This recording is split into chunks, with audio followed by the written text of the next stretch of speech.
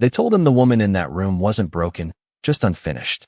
The corridor lights flickered in slow, uneven pulses as Ethan Cole stepped off the transport shuttle and into Edge Station, a forgotten outpost hanging 12,000 miles above a frozen dwarf planet, where even the air recyclers sounded tired, like they'd given up trying to pretend this place mattered.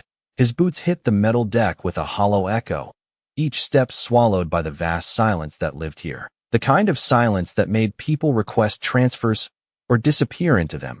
Ethan adjusted. The collar of his worn utility jacket, breath visible in the cold 38-degree air leaking through faulty seals, and glanced at the assignment file glowing faintly on his wrist display. Biological asset management. Level 4 clearance required. No name, no rank, just a designation, like whatever waited for him wasn't meant to be understood. A low hum vibrated through the walls as he moved deeper into the station, past empty workstations and abandoned toolkits left exactly where someone had decided. They were done trying, until he reached the reinforced corridor, where the temperature dropped another few degrees and the lights turned a sterile, clinical white. The door at the end didn't open automatically. It hesitated, scanning him longer than necessary, like it wasn't sure he should be here either, before finally sliding apart with a slow mechanical sigh. Inside, behind a transparent energy barrier, she stood perfectly still, blue skin, faintly luminous under the flickering light, long, dark strands of hair drifting as if gravity didn't quite agree with her, and eyes that didn't look curious or afraid, just distant, like she had already stopped expecting anything from anyone. Ethan didn't move at first, didn't speak, just took in the room. No furniture, no personal effects. Only containment fields humming softly and a cluster of monitoring screens along the wall displaying erratic data spikes that made no sense. Asset stable. The system whispered in a flat, emotionless tone, repeating itself every 10 seconds like a lie it needed to believe. Ethan exhaled slowly, stepping closer until he was only a few feet from the barrier, close enough to see the subtle rise and fall of her breathing. The way her fingers twitched slightly at her side, as if reacting to something unseen. He glanced at the logs scrolling beside him. Prolonged exposure may cause cognitive disruption. Avoid direct interaction. Do not engage. He almost laughed at that. Not because it was funny, but because it sounded exactly like the kind of warning people wrote when they didn't understand what they were dealing with. You don't look dangerous, he muttered under his breath, more to himself than to her. But the moment the words left him, something changed. Every monitor in the room flickered, then went dark, one by one.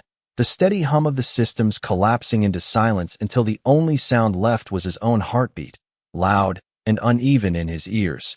Ethan froze, eyes snapping back to her as she slowly lifted her gaze to meet his, not with anger, not with threat, but with something far more unsettling. Recognition. The lights dimmed, the barrier pulsed faintly, and for a brief second, the entire station felt like it had stopped breathing. Ethan swallowed, hand hovering inches from the glass, and for reasons he couldn't explain, he didn't pull away, because in that moment, standing in the cold, forgotten edge of human space, looking into the eyes of the one being everyone else refused to face, he had the strange, undeniable feeling that whatever they had sent him here to manage had already been waiting for him. The silence did not feel empty anymore. It felt aware. Ethan kept his hand hovering near the barrier, close enough to feel the faint static in the air, like a storm waiting just beyond reach, and she did not move away, did not react the way any classified asset was supposed to. She simply watched him, her eyes steady, unblinking, as if measuring something far deeper than threat. The system behind him struggled back to life one monitor at a time, flickering with distorted readings that refused to stabilize, numbers rising and falling without pattern, as if her presence was rewriting the rules they depended on. Ethan finally lowered his hand, but did not step back. That was you, right, he said, quietly, not expecting an answer. And yet the air shifted again, not violently, not dangerously, just enough to make the fine hairs on his arms stand on edge. She tilted her head slightly, the smallest movement, but it carried intent, curiosity, something that had been missing from the reports entirely. The intercom crackled suddenly, sharp and intrusive. Technician Cole, maintain distance from the subject. The voice was flat, rehearsed, the kind of tone used by people who had never stood in. This room, direct engagement is not authorized. Ethan glanced toward the speaker, then back at her, and for a brief second, he considered stepping away, doing exactly what they expected, but the look in her eyes stopped him, not because it was threatening, but because it was tired. He had seen that look before, in soldiers coming off long rotations, in engineers who had spent too many nights fixing systems no one else cared about. It was the look of someone who had been reduced to a function, and left there. Yeah, Ethan muttered under his breath. You do not look like the problem. He turned toward the control panel, fingers moving across the interface with practiced ease, overriding the environmental settings, raising the temperature in her chamber by 5 degrees, adjusting the airflow so it no longer pushed against her like an invisible wall. Small changes, barely noticeable on paper, but intentional. The system hesitated, flashing a warning, then complied, behind the barrier. Her posture shifted again, almost imperceptibly, but enough, her shoulders easing, her breathing deepening, and the monitors responded in kind, the erratic spikes smoothing into something closer to a rhythm. Ethan watched the data, then looked back at her. Comfortable enough, he asked, fully aware of how ridiculous that sounded in a place like this. And still, she held his gaze, and for the first time, something new appeared in her expression, not fear, not confusion, but recognition, like. She understood the question even if she could not answer it. A faint sound echoed through the corridor outside, distant machinery cycling through its endless routine, and Ethan realized how long it had been since anyone had simply stayed in this room. He pulled a small ration pack from his belt, hesitated for a moment, then set it down near the barrier, not pushing it through, not forcing interaction, just leaving it there. I am Ethan, he said after a beat, voice steady, grounded.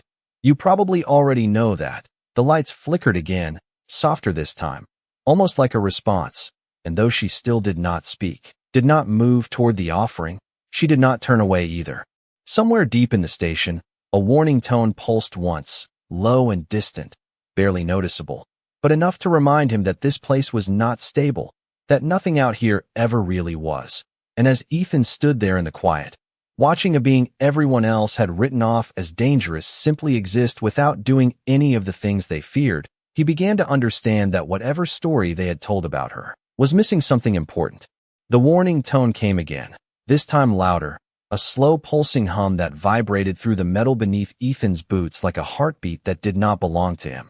And he turned instinctively toward the corridor, eyes narrowing as the overhead lights flickered in uneven intervals, casting long shadows that stretched and snapped back with each pulse. Something was off, not in the way the station usually malfunctioned, but in a way that felt deliberate. He stepped closer to the control panel, pulling up the system diagnostics, and the screen hesitated before responding, lines of data crawling into place like they were being forced through resistance. Come on, he muttered, fingers moving faster now, bypassing locked menus, tracing signal paths that should have been stable but were not. Behind him, the air shifted again, subtle but unmistakable, and when he glanced back, she had moved. Not much, just a single step closer to the barrier, but it was the first time she had closed the distance on her own, her gaze fixed on him with a quiet intensity that made the rest of the room feel smaller.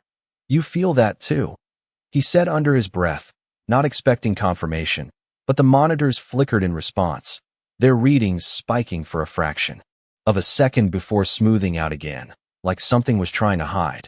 The intercom crackled once more, sharper this time. Technician Cole, report status. The voice carried an edge now, no longer indifferent.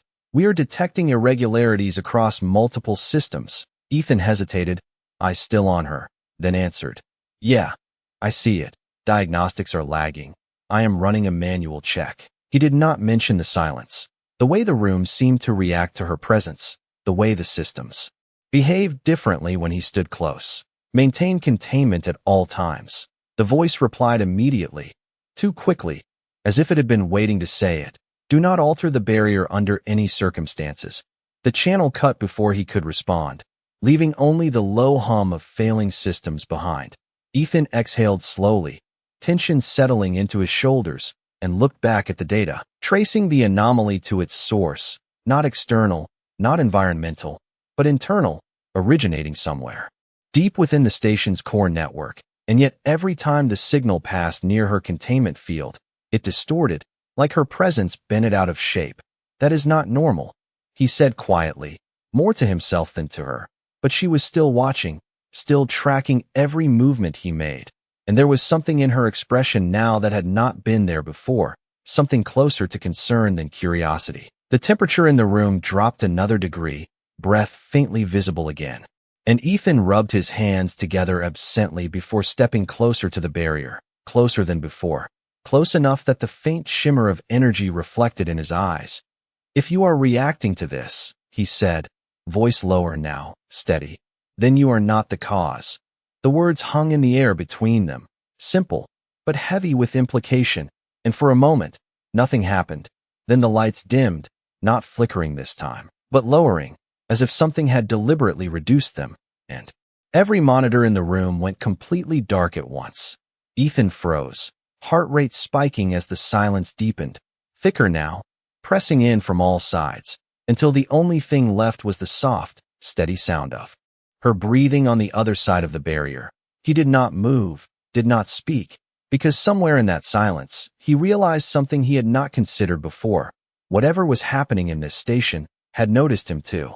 The darkness did not feel like a system failure. It felt intentional. Ethan stayed perfectly still, eyes straining as they adjusted to the dim glow of emergency strips along the floor. The air colder now, dropping below 35 degrees as the station quietly bled heat into the void. And for a moment, he considered stepping back, calling it in, following protocol the way everyone else clearly had. But then he heard it, not through the speakers, not through the system, but through the structure itself. A low, almost imperceptible vibration running through the walls like something shifting deep inside the station's bones. He turned slowly, scanning the darkened monitors, reaching out to tap one, but it remained dead, no response, no flicker, just a blank surface reflecting his own silhouette and the faint outline of the barrier behind him. "All right," he said quietly, more grounded now, forcing his voice to stay steady. "If you are trying to get my attention, you have it." The words sounded strange in the silence, like he was speaking to something that did not use language the way he did. And yet the vibration changed, not louder, not stronger, just closer. Behind him, the barrier pulsed once, a soft ripple of light that cast a brief glow across the room. And when he turned, she was no longer standing where she had been. She had moved again, closer still, only a few inches from the energy field now. Her hand lifted slightly, hovering near the surface as if mirroring his earlier gesture. And for the first time, there was something unmistakable in her expression, not fear, not confusion, but urgency. Ethan stepped forward without thinking, closing the distance until he stood directly across from her, separated by nothing but a thin layer of controlled energy that hummed faintly between them. "You know something," he said, voice low, certain now. And the moment he spoke, the lights dimmed even further, as if the station itself was reacting to the exchange. The vibration surged briefly, then stabilized, and Ethan felt it more clearly this time, not just through the floor, but through the air, a pressure that did not belong, like a signal trying to pass through something it was not meant to. His eyes flicked back to the dead monitors, then to her, and the realization settled in slowly, heavy and undeniable. Whatever was moving through this station, whatever was interfering with every system, it was not reacting to her, it was reacting to him being here with her. "They told me you were the problem," he murmured, almost to himself, and her gaze did not waver. If anything, it sharpened, as if that statement confirmed something she had already understood. Ethan exhaled slowly, running a hand through his hair, mind racing now, piecing together fragments that did not fit the official narrative, the logs, the warnings, the way every system distorted only in proximity to this room, and the way everything had gone completely silent the moment he acknowledged it. A soft chime echoed faintly from the corridor outside, not an alarm, not yet, just a precursor, a system preparing to escalate, and Ethan knew that whatever came next would not wait for him to understand it. He looked back at her, at the way her hand hovered inches from the barrier, at the subtle tension in her posture, and for the first time since he arrived, he felt something shift inside himself. Not fear, not doubt, but a decision forming before he had fully articulated it. If this place is reacting to us, he said quietly, eyes locked on hers, then standing still is not going to fix it. The barrier hummed softly between them, steady, controlled, exactly as it was designed to be, and yet in that moment, it felt less like protection and more like a line someone had drawn without asking why. The barrier hummed softly, steady and controlled, but Ethan could feel the difference now, not in the sound, but in the air around it, like the station itself was leaning in, waiting to see what he would do next. He glanced toward the control panel, its screen still dark, unresponsive, and then back at her, her hand still hovering inches from the energy field, mirroring him without fully understanding why, or maybe understanding it better than he did. The temperature dropped another degree, breath visible again in faint white clouds, and somewhere deep in the station, that low vibration returned, stronger now, more defined, like a signal trying harder to reach them. Ethan swallowed, mind racing through protocols he had memorized but never expected to question. Every rule pointing to one conclusion: maintain containment, do not engage, do not alter.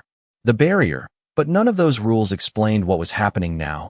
None of them accounted for the way the systems had gone silent, or the way she reacted not with aggression, but with awareness. You are not reacting to me, he said quietly, the realization settling deeper. You are reacting with me. The words felt strange, but they fit, and as soon as he said them, the barrier pulsed again, softer this time, almost like a response. His eyes shifted back to the panel, and slowly, deliberately, he reached for it, fingers hovering over manual override controls that were never meant to be used without authorization, let alone under conditions like this. The intercom crackled sharply, cutting through the silence. Technician Cole, step away from the containment field immediately. The voice was different now, no longer distant, no longer indifferent. There was urgency in it, controlled but unmistakable. We are detecting unstable feedback loops. Do not attempt to override the system. Ethan paused, hand still inches from the panel, jaw tightening as he considered the command, and then he looked at her again. Really looked this time. At the way her posture held tension without hostility, at the way her eyes stayed locked on his, not demanding, not pleading, just waiting. Define unstable, he muttered under his breath, and the intercom responded instantly, too fast. Any deviation from containment protocol is considered a risk. The answer was precise, rehearsed, and completely useless. Ethan exhaled slowly, something in his chest settling into place, not confidence, not certainty, but a refusal to ignore what was right in front of him. He pressed a single control, not enough to disable the barrier, not yet, just enough to access its core parameters, and the system hesitated before responding. Warning symbols flashing briefly before fading into manual mode. The hum of the barrier shifted slightly, pitch lowering by a fraction, and across from him, her hand moved closer, stopping just short of the energy field. As if she could feel the change, the vibration in the station surged again, stronger now, causing a faint tremor beneath his feet, and Ethan realized, with a sharp clarity, that whatever was moving through this place was accelerating, reacting not to fear, not to containment, but to connection. If I am wrong, he said quietly, more to himself than anyone else, this gets worse. He let the words hang for a second, then added, if I am right, this was never about keeping you in. Her gaze did not waver, and for the first time since he arrived, there was something unmistakable in it. Not just recognition, but trust, fragile and unspoken, but real. Ethan's hand moved again, this time not hesitating, fingers closing around the manual control as the station around them seemed to hold its breath, the lights dimming further, the vibration rising, everything narrowing down to this single moment, this single choice, and for reasons he could not fully explain, standing there on the edge of human space, with a system failing around him and every protocol telling him to stop. Ethan Cole did something no one else had done. He chose to listen to the silence instead of the warnings. The moment his fingers tightened around the manual control, the entire station reacted, not violently, not chaotically, but with a sharp, synchronized shift that felt too precise to be accidental, like something had been waiting for that exact input. The barrier's hum dropped another fraction in pitch, softer now, less rigid, and the faint shimmer between them thinned just enough to feel different, no longer a wall, but a threshold. Ethan did not pull back. He watched the readings flicker back to life in partial fragments across the panel, numbers stabilizing in places they had refused to before, while other sections spiked erratically, as if two separate systems were trying to take control at once. Behind him, the intercom burst to life again, louder, overlapping voices this time. Cole, terminate override immediately. One voice cut through, sharper than the rest. You are destabilizing containment integrity. Another voice layered beneath it, more controlled, more calculated. Step away and disengage. That is a direct order. Ethan's jaw tightened, but he did not respond. Not this time. Instead, he looked at her. Her hand had moved forward, closer than ever, now only inches from the shifting field, and her expression had changed again. Not urgency now, not just awareness, but something deeper, something almost like relief mixed with hesitation, as if she had been here before, at this exact edge, and knew what came next. The vibration beneath his feet intensified, no longer distant, now pulsing in steady intervals that matched the faint rhythm of the barrier itself. And Ethan felt it more clearly than before, not just through the floor, but through his chest, through the air, like the station's systems were no longer isolated from him. You are not trying to get out, he said quietly, the realization settling fully into place. You are trying to stop something from getting in. The words hung there, and this time, the response was immediate. Every light in the room dimmed at once, not flickering, not failing, but lowering in unison. And the barrier pulsed again, brighter this time, then steadied, as if acknowledging the truth in what he had said. Ethan inhaled slowly, heart steadying despite the pressure building around him, and glanced back at the panel, at the override controls still active beneath his hand. The system warnings continued to scroll, but their tone had shifted, less urgent, more reactive, like they were no longer leading the situation, only responding to it. Cole. Final warning. The intercom cut through again. A single voice now, controlled but edged with something sharper. If you proceed, you will lose all remote support. Ethan almost smiled at that, not because it was reassuring, but because it confirmed what he already suspected. There had never really been support here, only distance and control. He looked back at her one more time, and for a brief second, the entire station seemed to quiet again, the vibration holding steady. The lights dim but constant, everything balanced on the edge of a decision. Her hand lifted the final inch, stopping just short of the barrier, and without hesitation, Ethan matched the movement, raising his own hand until it hovered directly opposite hers, separated by that thin, shifting layer of energy. The air between them felt charged, not with danger, but with something else, something that did not fit into any system log or protocol. If this is about choice, he said softly, voice steady, then I am not making it for you. His thumb moved over the control, not to shut the barrier down completely, but to lower it just enough to change what it meant. The hum softened again, the shimmer thinning further, and for the first time since he entered the room, the space between them no longer felt like a prison. It felt like an invitation. And as the station around them pulsed in response, as every system strained to adapt to something it was never designed to understand, Ethan Cole did not step back. He stayed exactly where he was, hand raised, waiting, not commanding, not controlling, just allowing her to decide what happened next. For a moment, nothing moved. The air between them held steady, thin and charged, the softened barrier barely more than a shimmer now, and Ethan could hear his own breathing, slow and controlled, matching the steady pulse beneath his feet, as if the station itself had fallen into rhythm with them. Her hand hovered inches from his, separated by that last fragile layer of energy, and he saw it then, the hesitation, not fear of him, but fear of what would happen if she chose wrong, if she reached through and proved every warning true. It is still your choice, he said quietly, not moving, not lowering his hand, giving her nothing but space and time, something no one else had bothered to offer.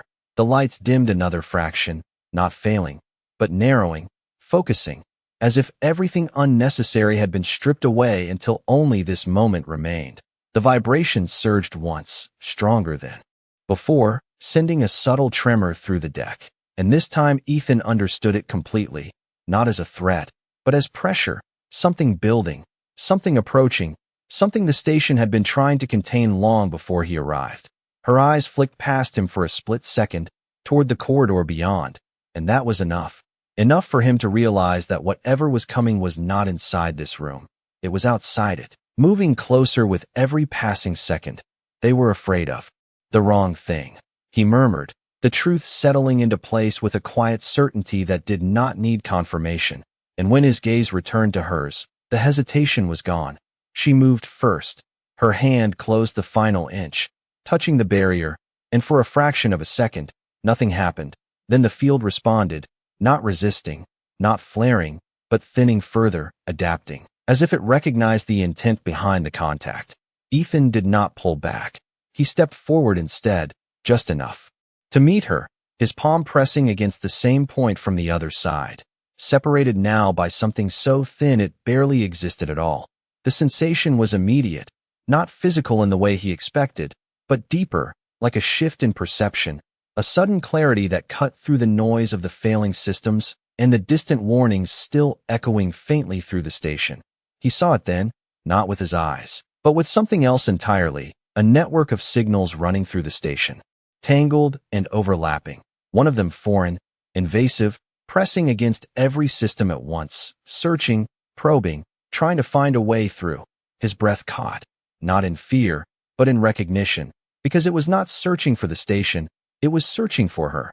The connection snapped back just as quickly as it formed, the barriers stabilizing slightly, the lights flickering once as the system struggled to reassert control, and Ethan staggered half a step before catching himself, heart pounding now, not from the contact, but from what he had seen. "You are not the weapon," he said, voice low, certain now in a way he had not been before. "You are the lock." Her gaze held his, steady, unwavering, and for the first time, there was no distance in it at all, no hesitation, no doubt, only understanding. The intercom crackled again, voices overlapping in urgent tones, but Ethan did not listen, because the truth was already clear. Whatever was trying to reach her, whatever the station had been built to contain, was getting closer, and the only thing standing between it and everything else was her choice. The realization did not bring relief, it brought urgency.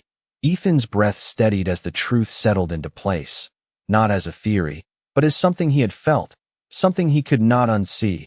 And the moment that understanding locked in, the station reacted again.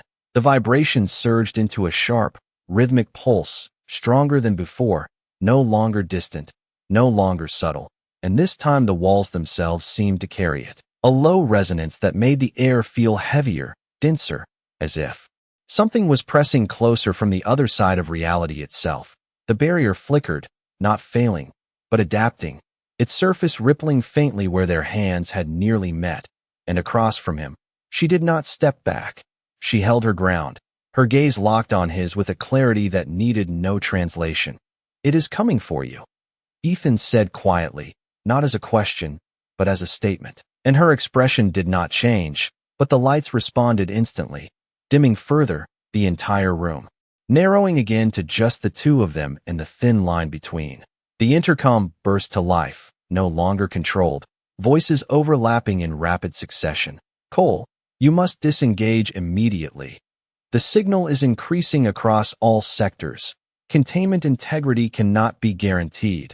The words blurred together, but Ethan barely heard them now. His focus remained fixed on her, on the way she had not retreated even as the station around them strained under the pressure of whatever was approaching. He glanced briefly at the panel, at the fragmented data streams flickering back into partial function, and this time he saw it clearly, the intrusion pattern threading through every system, not random, not chaotic, but intentional, converging toward this exact point, this exact room. "They built this place to keep it out," he said, voice steady despite the rising tension in the air. "And they put you here to hold the line." The words felt heavy, but they fit too well to ignore. Her eyes softened, not with weakness, but with something that felt like acknowledgement, and for a brief moment, the vibration faltered, just enough to feel the shift. Ethan exhaled slowly, then made his choice. His hand moved across the panel again, not hesitating this time, fingers moving with purpose as he adjusted the barrier parameters further, lowering the field just enough to remove the last sense of separation without collapsing it entirely. The hum softened into something almost imperceptible, and the space between them changed completely. "You do not have to hold it alone," he said, voice low, grounded, and for the first time since he had entered the room, he stepped forward fully, closing the final gap until only that thin, altered field remained between them. The moment, stretched, fragile, and irreversible, and then she moved. Her hand passed through the barrier, not violently, not forcefully, but slowly, deliberately, as if testing a boundary that had defined her existence for far too long. And when her skin met his, the reaction was immediate. The station surged with a single, unified pulse, lights flaring and dimming in rapid succession as every system tried to recalibrate at once. And Ethan felt it again, stronger this time, clearer, the foreign presence, pressing in from beyond, searching, reaching, and then stopping, not repelled, not destroyed, but halted, as if it had encountered something it could not bypass. His grip tightened instinctively, not to restrain her, but to anchor himself, to stay present as the pressure built and then stabilized, the vibration slowing into a steady rhythm that no longer felt invasive, but contained. When the lights finally steadied, dim but constant, the silence returned, deeper than before, but no longer empty. Ethan looked at her, really looked this time, and understood what had just happened. She had not used force, had not fought anything. She had simply chosen to stand, to hold, to remain, and in that choice, whatever had been trying to cross into their world had been denied. The station did not celebrate. It did not acknowledge what had just happened. It simply held.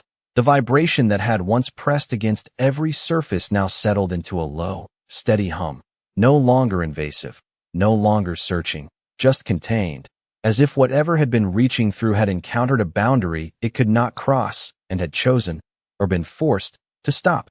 Ethan did not move at first, his hand still wrapped around hers, not out of fear, but because something in him understood that letting go too quickly might break whatever fragile balance they had just created. The air remained cold, hovering just above freezing, but it no longer felt hostile. It felt quiet, like a storm that had passed without anyone realizing how close it had come. Slowly, carefully, he exhaled, his breath steadying as his pulse matched the new rhythm beneath his feet. The monitors behind him flickered back to life one by one, their displays stabilizing into clean, readable data streams. No more erratic spikes, no more interference, just normal system function, as if the station itself was relearning how to operate now that the pressure had been removed. The intercom remained silent this time. No orders, no warnings, just the absence of voices that had always spoken from a distance. Ethan finally shifted, just enough to look at her properly, and what he saw was not exhaustion, not weakness, but something far more profound, something like release. Her shoulders had lowered, the constant tension gone, her breathing even and unforced, and though her hand remained in his, there was no urgency left in the contact, only presence. "It is over," he said quietly, not because he was certain, but because the station itself seemed to agree. Every system now aligned with that single truth. She did not answer, but she did not need to. Her eyes held his with a calm that had not existed before, and in that silence, he understood that whatever role she had been forced to play here, whatever purpose had defined her existence, had just changed. Ethan glanced briefly at the barrier controls, still active but no longer necessary in the way they once had been, and without hesitation, he adjusted them again, not to restore the separation, but to remove it entirely. The hum faded, the shimmer dissolved, and for the first time since this room had been built, there was nothing between them at all. The station did not react, no alarms, no resistance, just quiet acceptance, as if this had always been the intended outcome, only delayed. Ethan let his hand fall naturally to his side, giving her space again, not stepping back, not retreating, just standing beside her now instead of across from her. Beyond the sealed corridor, the vast emptiness of space stretched on, unchanged, indifferent, But inside this forgotten station, something fundamental had shifted. He looked toward the darkened hallway for a moment, then back at her, and a thought settled in. Simple, unspoken, but undeniable. They had not stopped the unknown by force. They had not defeated it. They had simply refused to let it define the moment. She took a single step forward, unrestrained now, free in a way that did not need to be declared, and paused beside him.